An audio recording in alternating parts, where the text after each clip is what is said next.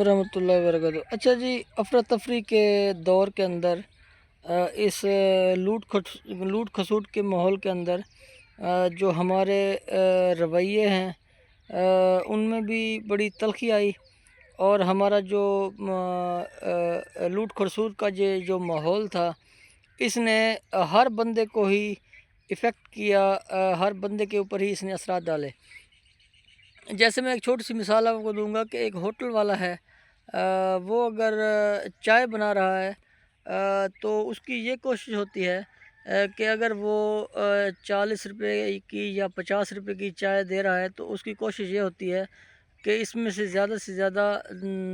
कमाया जाए। मिसाल के तौर पे उसकी कोशिश होती है कि 10 से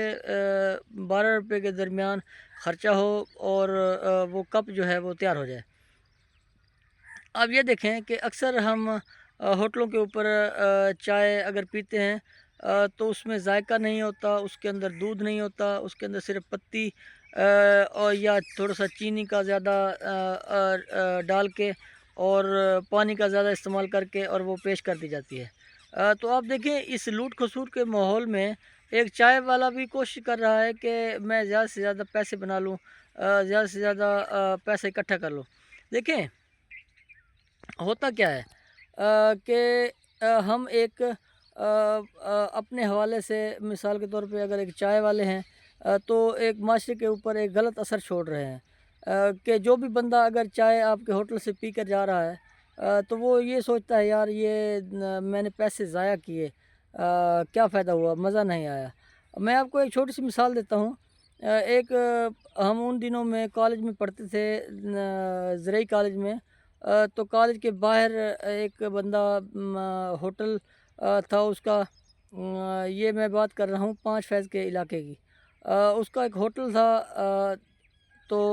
वो बंदा बड़े ईमानदारी से चाय बनाता था। उस वक़्त ग़ालिबन ये 2004-06 की बात है। 10 या 15 रुपए का वो प्याला देता था और वो प्याला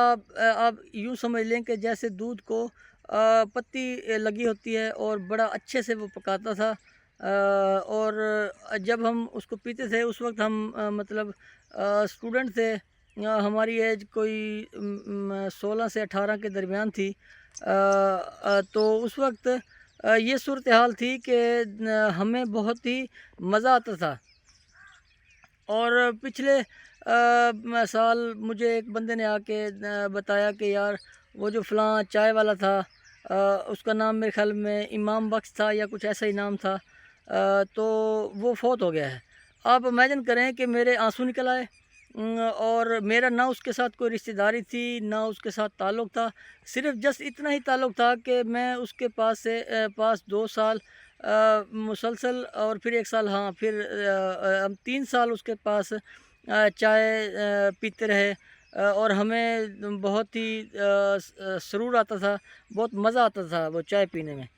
तो मेरे आँसू निकले और मैंने उसकी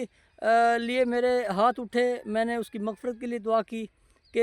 अल्लाह पाक आपका ये एक अच्छा बंदा आपके पास आया है, आप इसको जन्नत में जगह अता फ़रमाएँ। देखें वो जो उसकी अच्छाई थी वो मेरे आँसुओं का सबब बनी और मेरे हाथ उठने का सबब बनी कि उसके अंदर उसकी जो अच्छाई थी, उसकी जो ईमानदारी थी। हालाँकि कभी हमने उसके साथ खुल के गपशप भी नहीं हुई, क्योंकि वो एक दौर होता है, टाइम होता है कि जिसमें स्टूडेंट अपनी एक एन्जॉयमेंट की लाइफ में होते हैं और ना कि बुज़ुर्गों के साथ बैठना या गपशप लगाना या इस तरह से घुलना-मिलना, तो वो नहीं था। और बल्कि वो बंदा भी बहुत ही सादगी के अंदर रहता था। और सिर्फ़ उसकी जो फ़ोकस होती थी वो अपनी मिठाई तैयार करना और जो चाय वग़ैरह है वो तैयार करना। तो देखें आज वो इंशाअल्लाह जो मुझे नज़र आता है वो जन्नत जन्नत के अंदर होगा। यहाँ भी वो ज़िंदगी आसानी से गुज़ार के गया है और अल्लाह पाक ने उसको जन्नत अता की होगी। क्योंकि वो बंदा ईमानदारी के साथ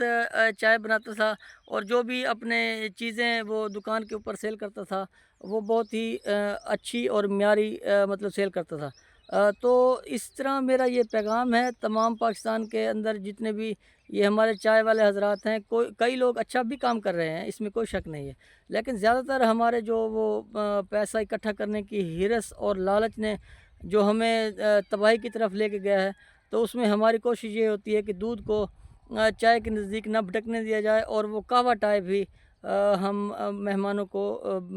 جو بھی ہمارے پاس گاہک آئے ہیں ہم ان کو وہ پلا دیتے ہیں۔ تو لہٰذا میری یہ گزارش ہے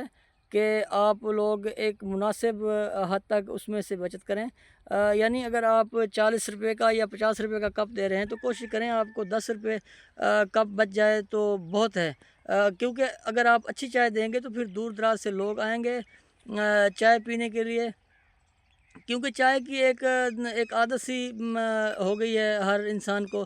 تھکاوٹ کے لیے مزدور بھی استعمال کرتا ہے، لیبر بھی استعمال کرتا ہے، اور اس کے علاوہ آپ کا بزنس مین طبقہ بھی چائے کو استعمال کرتا ہے، تو لہٰذا کوشش کریں آپ ایمانداری سے اچھے سے مطلب چائے بنائیں، آپ اپنا رزق حلال